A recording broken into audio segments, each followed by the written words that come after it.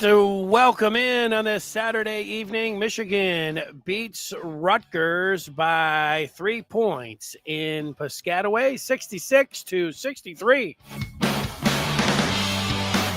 That's right, it's the Michigan basketball postgame live show. We're here after every Michigan basketball game. It is over in New Jersey. And Michigan, they didn't play great in this game. You might even make a case that they didn't play really well, but they played good when they had to down the stretch and made some key plays, executed offensively, and they get a good win. Anytime you're turning the calendar, you're getting into February, this is a tough stretch for Michigan. I was looking at this and feeling like, there's no must wins until you get a spot where you're going to not be able to get into the tournament. But when you're faced, we'll look at the next 5-6 games for U of M. This was a game that without one of their better players in Harper, that you're thinking that Michigan should probably win this one if they want to be a factor in March. And they did that. And so that's the good news. Let's go through this one. If you have any thoughts on the game and you want to jump in, it's always good to see what the people are thinking about Michigan basketball and where they're at. Mr. Martini putting it, I think, the right way. Rutgers, a pesky team to beat on the road. And Mr. Martini talking about Michigan fairly solid, hitting their free throws late. Yeah, there was a part where it got under a minute, and it was Wolf and Wolf has not been great at the charity stripe. And he knocked down two, and you're like, that's what it takes to win. But then Rutgers was fouling a little bit when the game was over, and Michigan wasn't making all of their free throws. And if you had done something like bet this game, then it would make it really interesting. But hey, if you know how that goes.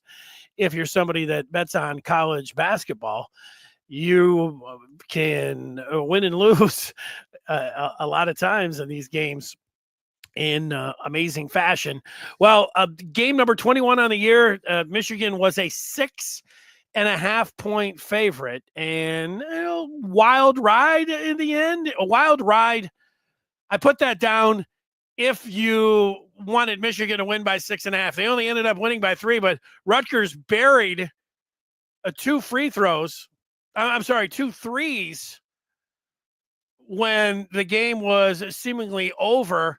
And it was something that Rutgers, this is one of the big stories of the game. Rutgers, they're not a great great 3-point shooting team to begin with, but 10 of 36 from downtown.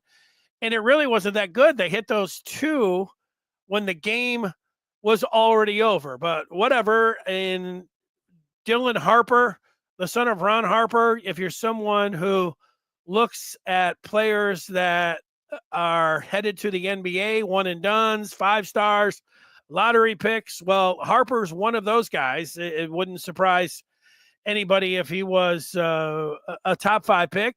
Same thing with Ace Bailey, who did play in this game, but did not look like a top 5 pick. I had one of his, at least scoring wise, and actually, you watched it. I watched it. He did not look like a lottery pick in this game, but he has through the majority of his freshman year. But no Harper. And then for Michigan, you had Trey Donaldson and Amari Burnett picking up 2 fouls in the first half. So Michigan had to go to their bench, but still, the Wolverines were up 7, 32-25 at the half. But then in the second half, it looked like early on that Michigan may just blow the doors off the Scarlet Knights, and this one could be a laugher, but they never did get it to double digits. LaFonso Ellis, who was the color commentator on the game, if he said it once, he said it 24 times. They need to get the ball to Vlad Gold. They need to get the ball to Vlad Golden. And to Ellis's credit and to Dusty May's credit and Michigan's credit, late in the game, they did get it down to Vlad Golden, and he was a big factor in winning this game and dominating in the paint. And you understand why Ellis was saying that. In addition to Harper one of the frontline players for the Scarlet Knights wasn't available, and Rutgers didn't have a lot of size, and Vlad's 7-1. Remember, he was under the weather last game for Penn State, and he played like it, and he looked like it, and he looked like it a lot in this game as well. And there was a long stretch in the second half where he didn't score, but then he got into the action late. I think you say just in time or whatever else, saving it up. But he was a big factor for Michigan down the stretch. And I mentioned that the Scarlet Knights were not good from downtown. They were not. And I would give a shout out to Roddy Gale Jr. for his defense on Ace Bailey, who will be in the pros next year. Good execution down the stretch. Gale, Wolf, Golden hit some free throws that were big. Golden had a post that was big, and then Wolf hit some free throws, the biggest ones with under a minute or around a minute to go, that ended up where they were the ones that, you could almost say were the biggest points of the game. I thought it was interesting at the half. You watch Michigan so much, and you say, Area 51 with Golden and Wolf, the numbers combined. Casey Jacobson, who played at Stanford, the game was on Fox, and he was there at the studio. And the first thing he says is, "Hey, Michigan's the 6th tallest team in the country." And I looked it up, and they did have the list of teams, and Illinois, actually, I was going to say pound for pound, but with the tape measure, actually is a taller team than Michigan, but still pretty good when you're in the top 6 in terms of length for the team, and at least something to point out when you're thinking about it. We'll get to a play of the game. We will also look at the upcoming schedule for Michigan. Let's look through the box score. We'll look at some more of your feedback coming up to see if there's anything that you wanted to say about this game. Let's, in fact, take a couple as we look through the box score. FL says Michigan wasn't great.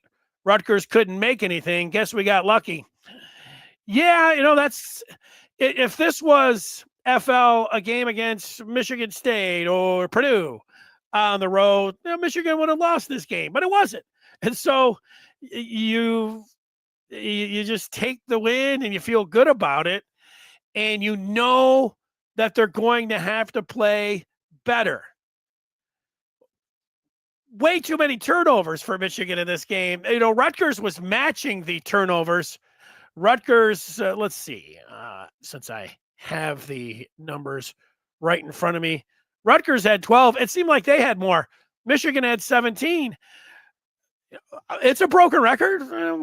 Every show, seemingly. He's saying, well, if Michigan doesn't clean up the turnovers, they're not going to be able to hit their ceiling, or they're going to be an early out. And that might be, if we're listing top 3 reasons on the downside of why this season might go sideways for Michigan, or they might be an early exit if they make it to the tournament, well, everybody would put the turnovers in the top 3. I would also put the overall performance from Danny Wolf. I would put him in the top 3, and then I would put guard play. So I don't know. You can cover it a lot of different ways. Sometimes you can, like I put guard play. That covers a lot of players, but turnovers for sure when you're putting a top 3. Now, 3 reasons why they might be a team that will have to be reckoned with and that could make a run. Area 51. Yeah, teams are adjusting and working on the pick and roll, and Golden's been a little bit under the weather, and Wolf didn't. He had a good second half today, but he had a couple games where he wasn't fabulous. But it is still something that when you have a mobile 7-footer where he's a positionless 5, that is a bonus for you, and that is something that other teams would have to deal with. And then you do have a true 7-1 guy in the pivot who's mobile and can face the basket. He's back the basket. He can score with either hand, and he can make free throws. Area 51 would be the number one reason why I think Michigan could do something in the tournament. What would be number two for U of M after Area 51? 3-point shooting. They're a team that when you have the focus and you have 7-footers like that, if the auxiliary players could step up, you've seen, Cheddar, Walters, guys that could just dial it in from downtown. That would be another one. It feels like every team, you could say that if you get hot from downtown. So, yeah. And what would be the third reason that Michigan might be able to? Well, how about Trey Donaldson as a difference maker? So Area 51, 3-point shooters, and Trey Donaldson. That would be my list. That was, off the top of my head, thinking about what FL had to say. Martini wants to give Rutgers credit. They neutralized Golden for the most part. Yeah, they did. And there might have been still some carryover from being, I don't know, to say the flu, being under the weather. Cheddar had that one as well. Fancy Lion looking at the numbers saying Rutgers took 20 more shots, but only shot 33% overall. Thank you, Rutgers. We needed this one. Here's Derek jumping in on the post game, and it's good to see Derek on this post game on this Saturday. He says good evening. He loves the victories versus the losses any day. He could tell the sickness robbing the air out of Golden and Cheddar. Well, Derek, look, I'm a 54-year-old former basketball player who sounds pretty cheesy when I start to say, well, let me tell you something about, the game and my experience. But right now, I do have the experience of being under the weather and just how much that can zap the life out of you. And I'm not bounding up and down the court, but you certainly could tell against Penn State. And what was surprising to me, Derek, is when they were playing Penn State last week and they had Vlad watching the warm-ups, and they're like, well, they're saving him because he's under the weather. I'm like, wow, how under the weather is he if he can't go through warm-ups? But Cheddar, I remember last year when he looked gassed and out of shape a little, and I asked him about it in the preseason, and I was trying to put it a nice way. He said, no, I was gassed and I was out of shape. And you could see it on his face. So it's a good point with those two guys not being 100%, 75%, 50%. And yet Cheddar, when you see him, especially when he's in the corner, I already am marking him down. If Cheddar gets the ball either straight away from downtown or certainly in the corner, I'm already marking it up. It's a 3-pointer. He's a weapon. And he's so, I want to even say, I never get tired of seeing more Cheddar, more shots, more threes, more playing time for Will Cheddar. And I'm with you on that. Derek, we have Amy. Slow start, Golden, but we will take the road win.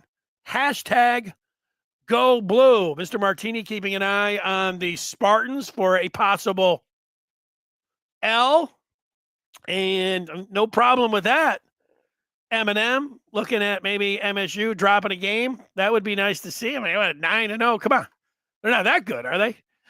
AT will put the turnovers, guard play, and 3-point shooting in top 3 areas of improvement. All right. I'll buy that. I'm with you. So Danny Wolf did not do a whole heck of a lot in the first half, but he ends up this game with 16 points and 14 boards. Not too shabby from the big man, who also made those key free throws. And he is, if you've watched all of Michigan's games, at some point you see Wolf at the stripe and you say, why can't he do better at shooting free throws? There are some big men who you can see, like Shaq, he's got the ball and his hands are so big and he kind of looks like he's, just casting it up there, and it just doesn't look very fluid. But when you see a guy like Wolf as a 7-footer, and he's got a sweet stroke from downtown, and he's got a game that he doesn't just shoot threes, he can shoot it inside too, but he also looks pretty comfortable at the free throw line. So it's a little strange to see him bricking so many, but he made him when they counted the two big ones as he towed the line late in this game for U of M on the road. Vlad under the weather again, maybe 14 and 6 of 8 from the floor. And Vlad, when he needed to in the second half with under 10 minutes to go, walked up to the line and buried both of his free throws in 26 minutes. Trey Donaldson had that early foul trouble, but 10 points, 6 dimes, 2 of 4 from the free throw line. Yeah, let's see a better job from Trey from the charity stripe. Not a huge line from Roddy Gale, 6, 2, and 4. But I think in this game, Gale, who we're going to see pop up in the play of the game, Gale had the responsibility of checking Ace Bailey, who's going to be a top 5 pick in the NBA next year. And maybe it's the 7-footers but he was checking Bailey, and he was in his back pocket. He was up on him, and he did a good job. He harassed him. I would guess I'll put money on Dusty May in the post game, crediting Gale Jr.'s defense on Bailey in this one. Damari Burnett, you want to see a better line from Damari, but he also pops up in the play of the game. 3 points, 4 boards, and an assist in 21 minutes of play. There was a stretch when we go to the bench where Cheddar, there he is. He hit 1 of 2 from downtown. One of those was in the corner. Walters hit from the right corner, almost the exact same 3 carbon copies. And he hit one against Penn State. And I don't know. I'm not ready to say, don't look now, Walters. But that would be a nice shot in the arm. And it was for Michigan in the first half. Walters pouring a couple in from the corner, with some of the guys like Donaldson and Burnett being on the pine with foul trouble. I would also think that Dusty would give a tip of the cap to Sam Walters for his 3-point shooting. And then Justin Pippen, he played 16 minutes in this game. I am going to say that I thought this was Justin Pippen's best game. I know he had 10 points in one game in the non-conference, but he hit a 3. He had a board. He had 4 assists, and he had another assist that he should have had 5 assists. It was a sequence where he made a real nice bounce pass for a layup, and then he had a steal, and then in the open floor he had another nice one. And I know a lot of people, myself, I saw LJ Kaysen in that exhibition game in the first half look like an All-American. He looked great. You're like, oh, this just tips the scales. Watch out for Michigan. A star is born. And then it hasn't materialized, to the frustration of a lot of people, myself included. Like, where's the superstar? The diaper dandy. Where's Kaysen? Why can't he get into the game? And the Monday of the Purdue week, so we're talking a little bit of time now, I asked Dusty May for the rest of the season what he wanted to see, what he thought he was going to get out of his 3 freshmen. He can go any way he wants with that answer. And I thought he would say, well, the way Pippen's been playing, and we like LJ, and hey, fat. I thought he would mention all 3. He did not. He mentioned Kaysen. And what he could bring to the table, and that surprised me. But then we haven't seen that actually out on the floor, so it's a little bit of a mystery. You start saying, well, he's not bringing it in practice, or something else. You start thinking of, I don't know, whatever it is. Reuben Jones was out there. What can you say? You haven't seen a whole lot from Jones, and maybe you will, but you probably won't. Maybe a little flare up here and there from Jones. 2 points and 2 boards for the transfer from North Texas. So those are some of the things that I thought of while running through the box scores. Let's look. This was almost shocked me. I thought somebody, almost every game somebody calls in or somebody types in about the refs suck and we hate them. But here's F. Lyon saying the refs were good, consistent, and not ticky-tacky. Walters, 2 of 2 on threes, gets an honorable mention. How about that? DC wondering why Burnett is being so passive on the offensive end. I thought Burnett got into foul trouble. I think he took the first shot of the game. He's a little streaky. Also, he got into some foul trouble, and that's where I would put it at and why he looked passive in this one. Mr. Martini mentioning Gale, and that gets us to the play of the game. And the play of the game is, let's see, did I put it up on here or not? Can I push the button? Yes, I can.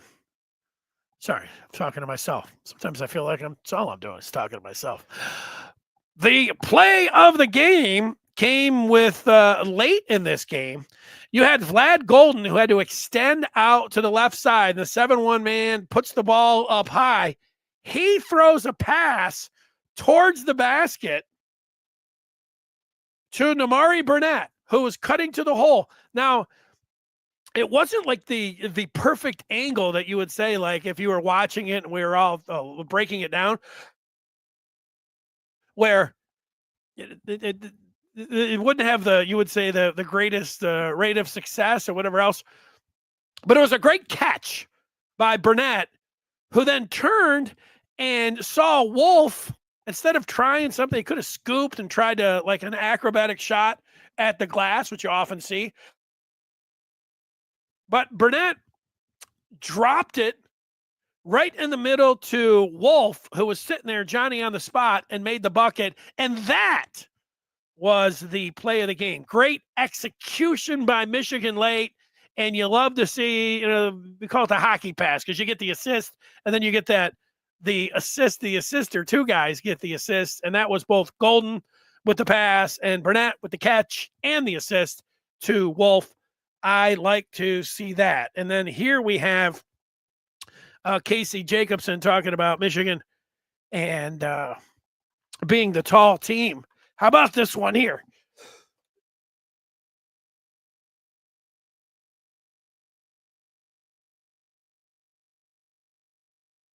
Okay. We have Michigan now moving to 16-5 and 8-2 on the season. I almost have to call a timeout for myself. So if you're hearing some pauses on the show, it's just me. It's me sitting here coughing, but I'm hitting the cough button so you can't hear anything. It'd be better than me. Believe me, you don't want to hear me coughing over the air. It sounds terrible. But nonetheless, we'll still read your feedback and let's get to it.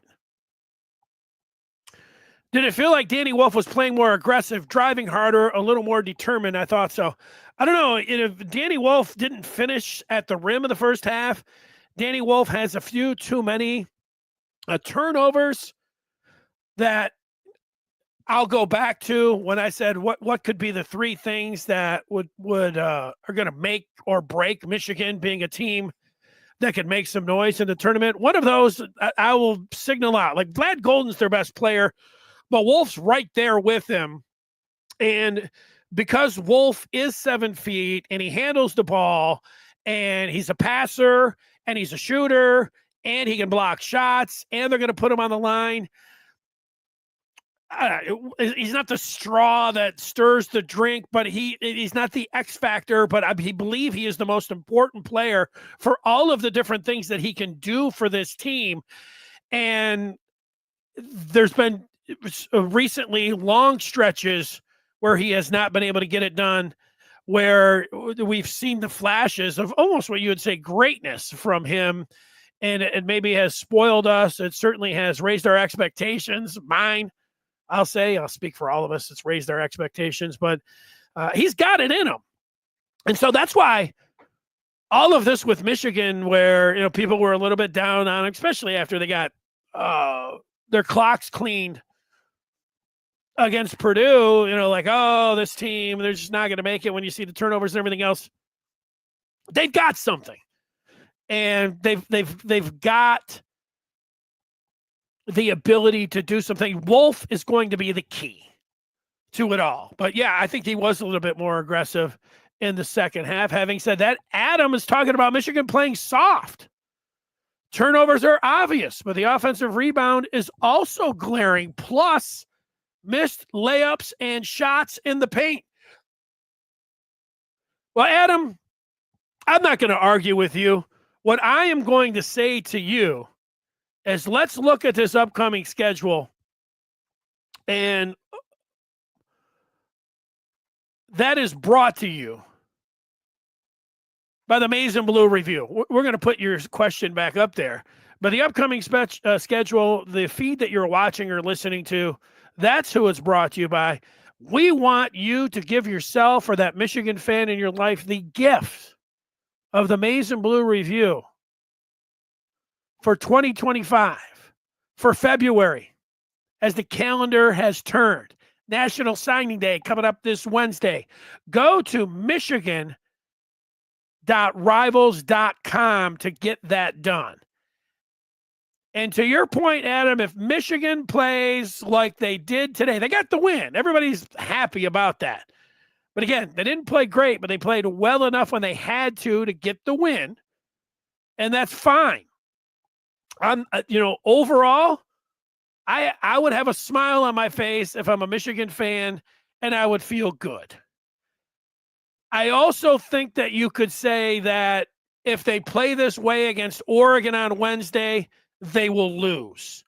If they play this way next Saturday at Indiana, they'll lose. If they play the way they played today against Purdue or at Ohio State or against Michigan State, they will lose. So your point is well taken. They need to play tougher. They need to value the ball better. They need to be better on the glass. And they need, when they're attacking the basket, to make the easy shots. You need to make layups. You either get fouled or you make it. You don't blow them. And some of the ways that they have, like missing it right when they're right there. Bunnies, they're called. But that's the thing. Can we all agree? They're not going to win any of these next 5 if they play the way that they have today. Now, look, there's so many things that go into basketball. I've seen teams play really well. I go back to that game against Penn State, play really well all the way down to 2 minutes, and the other team just jumps up, makes the plays in the last 2 minutes, and walks away with a win. And you're like, damn, well, that's basketball. You got to come up big when it counts late. Michigan did that against Penn State. They didn't really play well against Penn State. And then today, they let Rutgers, even though the Scarlet Knights weren't shooting really well, they're going to let them hang around there when they could have got it to double figures and could have made this a lot easier. It was a more stressful situation. But when this game got down under 5 minutes, under 4 minutes, Michigan really started executing offensively. Gale did a nice job. they came out of a timeout and they got the ball to Golden and he hit his free throws and they went back to him and he made a layup. And then Wolf was right there. And then there was a play late where the shot clock was their friend and they called a timeout and they came out and they tried a lob to Gale and they didn't make it. I don't think they should have done that. You could call that, but you have to, it's like giving a wide receiver, like Ben Johnson, giving Jamison Williams the ball in a playoff game. That's a much bigger stage, but you really need to emphasize, I think it was Donaldson who was taking it out. If he's not 100% in the clear, you can't throw that lob.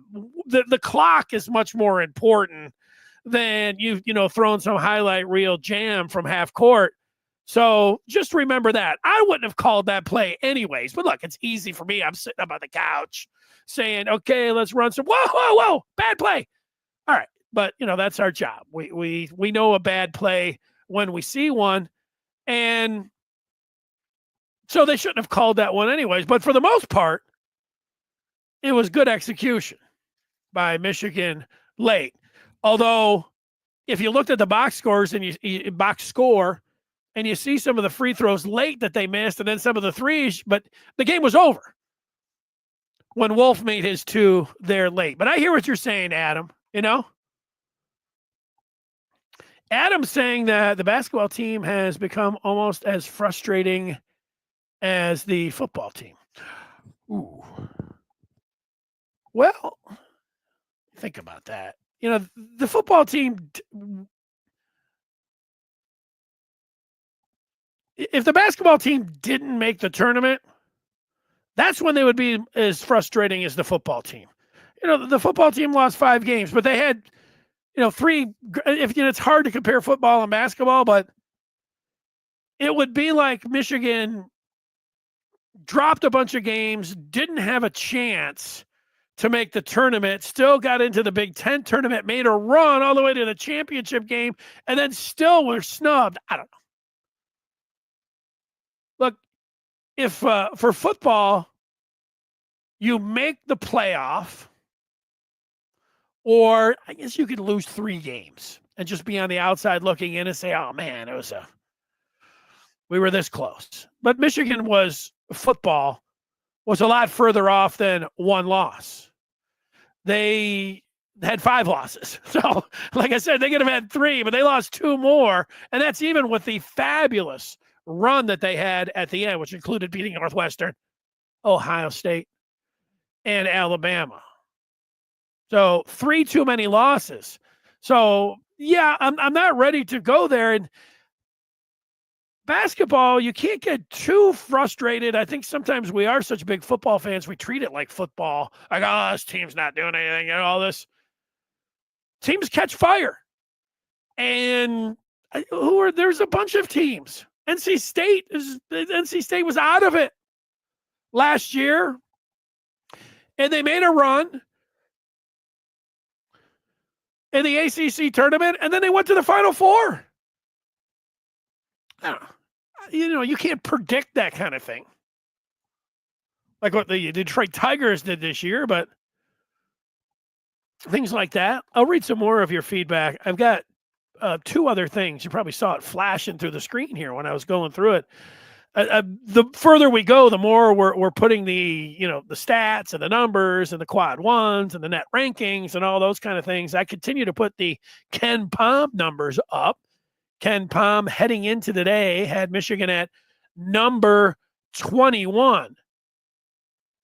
But an offensive rating at 17 and a defensive rating at 13, but they adjust it and put them at 21. Not too shabby. The computers like Michigan more than the voters like Michigan. Michigan is the 6th ranked team in the Big Ten, behind Maryland, Wisconsin, who they beat, Illinois, who they'll play coming up, Michigan State, who they'll play coming up twice, and who else we got? Purdue, all the way up at 9, who Michigan's going to play here in a minute. But Michigan as the 6th ranked Big Ten team in the KenPom. Is it important? Well, Joe Lenardi yesterday put bracketology up, and he has 9 Big Ten teams getting into the big dance. So if the season ended today, Michigan would be in. They've got a ways to go here. Look at the SEC, 13 teams. That's crazy. 9 from the Big Ten. Joey Brackets had Michigan as a 6 seed in the tournament. If you would give me a 6 seed in the tournament today, say, would you take it? Yes, I would grab it. I would take it. I think Dusty May would too, because they've got a difficult schedule that lies ahead. Some of the other things that Joey Brackett, he's got his last 4 buys. That means you don't have to play in the play-in game. OSU was there, and then they got the last 4 out, and then the next 4 out. So it's like you're not 4, but you're in the first 8 that are out. However you want to look at it.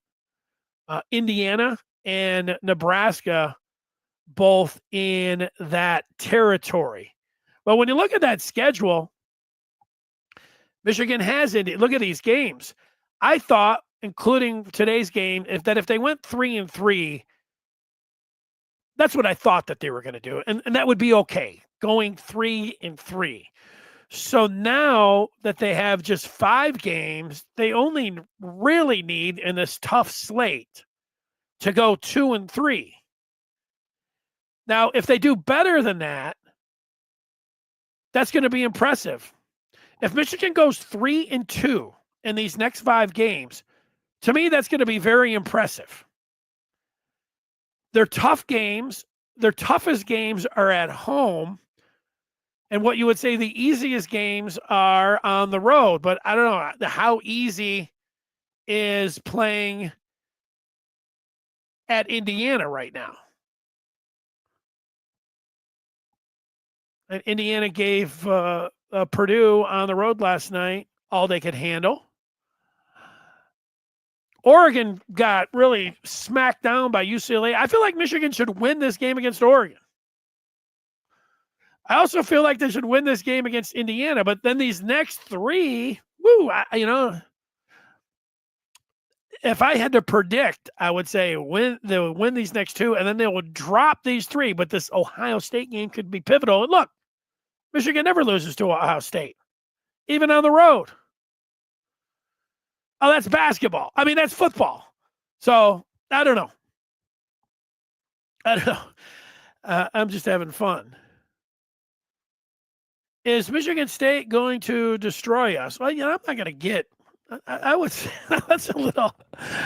I would say no. I would say, what are we talking about? Let's toughen up a little bit, fancy lion. Let's grow a pair.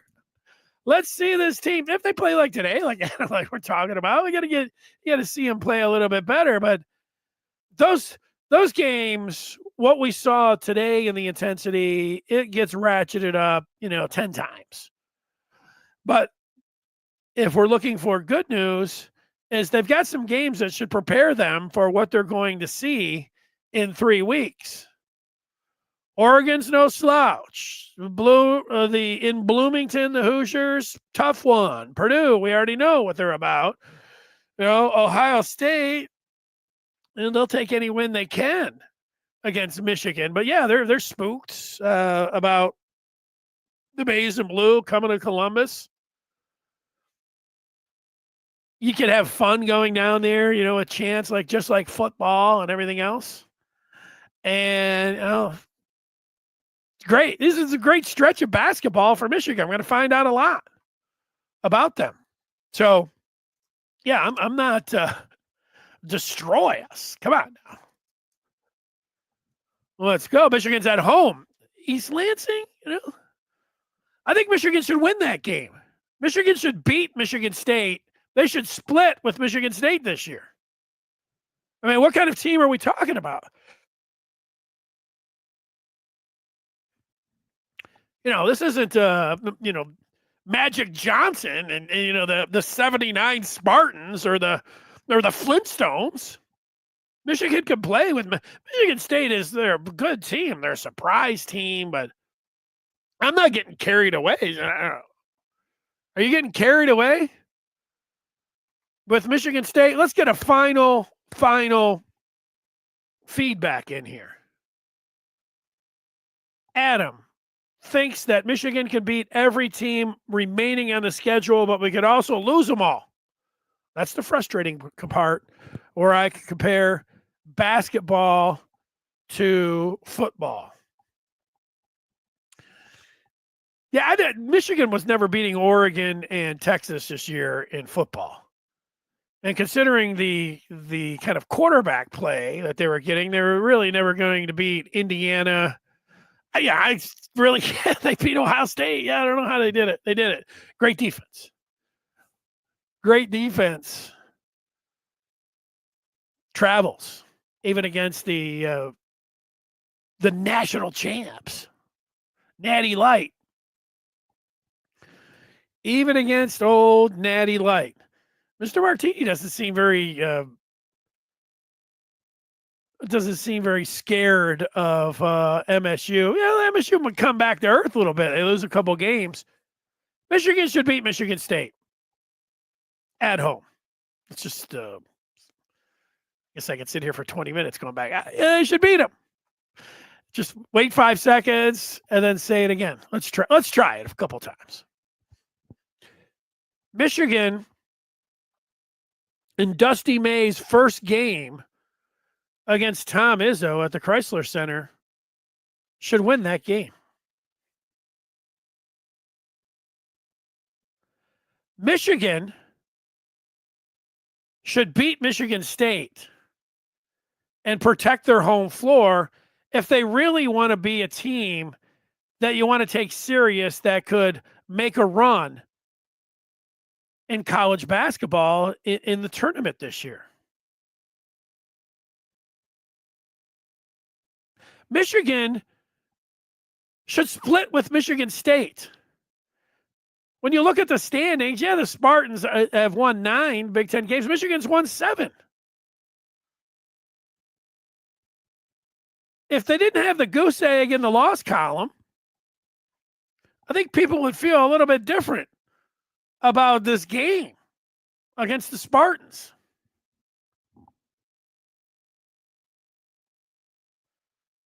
When John Beilein was the coach, it became a point where he even, it was always like, well, they're closing the gap. And it was always a joke, and everything else. But he did close the gap, and he actually flipped it, which is tough to do. Was a tough thing to do. That's why John Beilein was a great coach. And I would suggest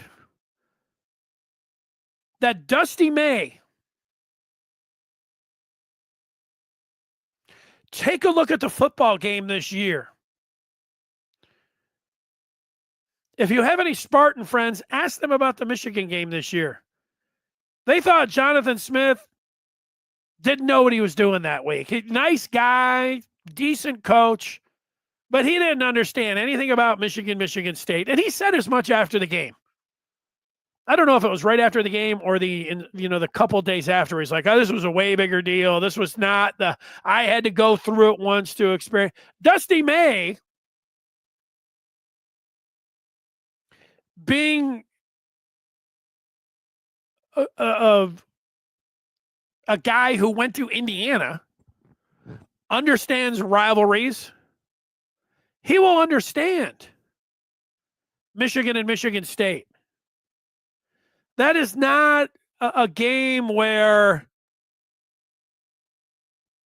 he just sits over there where he has all year long. He's kind of just sat there and he's done his coaching and everything else while he looks down to the other end and he's got that 5'8" dude just ranting and raving and out on the court, grabbing his players and shaking everybody.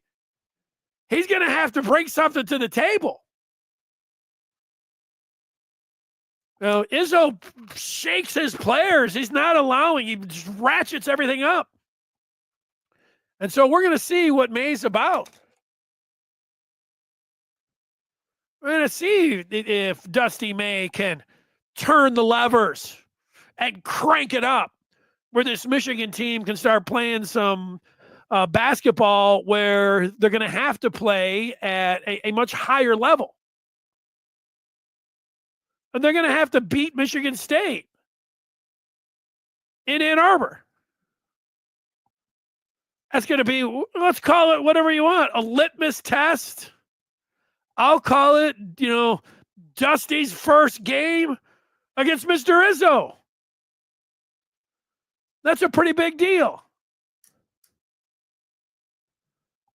I'm not conceding that game like Fancy Lion.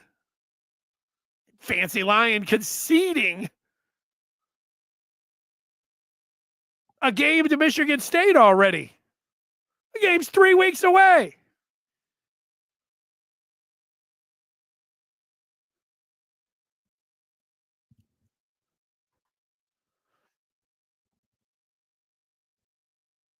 Feedback from Adam.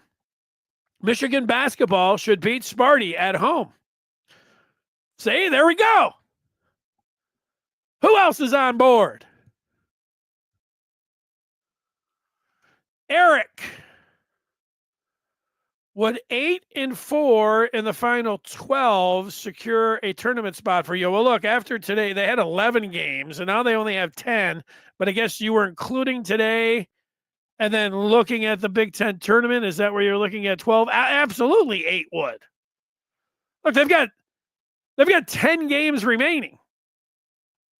And the Big Ten tournament, if we just look at the 10, they've got 16 wins. If they go 4-6 in their last 10 games, I would think that they could feel like they've got a decent chance at getting in. I think if they get to 21, they can probably feel pretty good. You don't want to be on the, that's the thing where you start cutting up the numbers and everything else.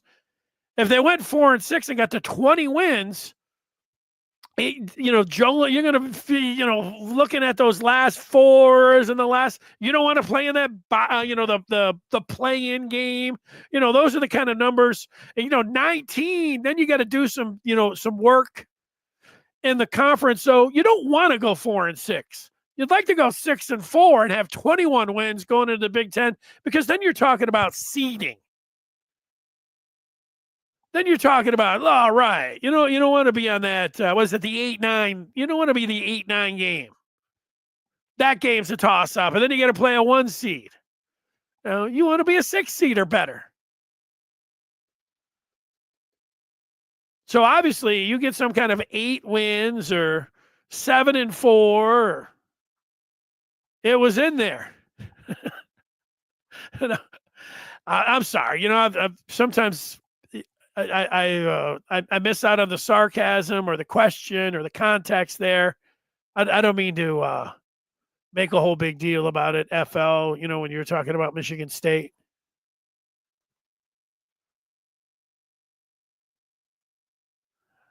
Eric, I guess I'll count them all up. Sometimes, this is what happens. I stay on too long. This is, let's pull up the schedule. So these are the upcoming games for Michigan. They'll play Wednesday against Oregon. Then they'll play Indiana, Purdue, at Ohio State, and then they'll host Michigan State. That's the next 1, 2, 3, 4, 5 games. Then they will play 2 more games in February at Nebraska and at Rutgers. So that's 7 games.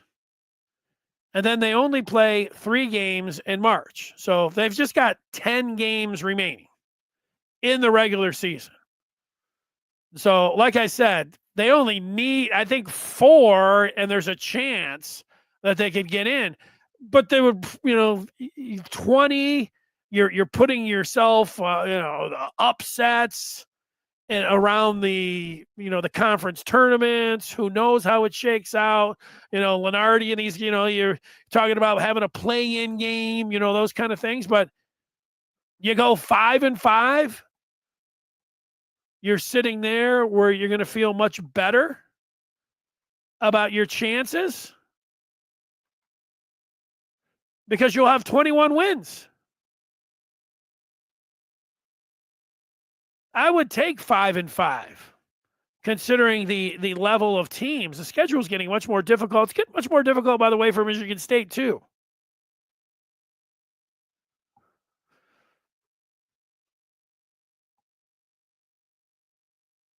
I would like to see Coach May headbutt a couple players for not rebounding stronger. You know, at times I have thought I would like to see more emotion from Dusty May on the sideline. At times I thought I would like to see Dusty May call more timeouts. At times I thought I would like to see Dusty May, grabbing the whiteboard, snapping it in half, or throwing it down and showing emotion on the sideline. At times, I wanted to see him in the ref's ear screaming and, demanding a call for Michigan. At times, I've wanted Dusty May to get a tech because the refs seem like, they're screwing U of M.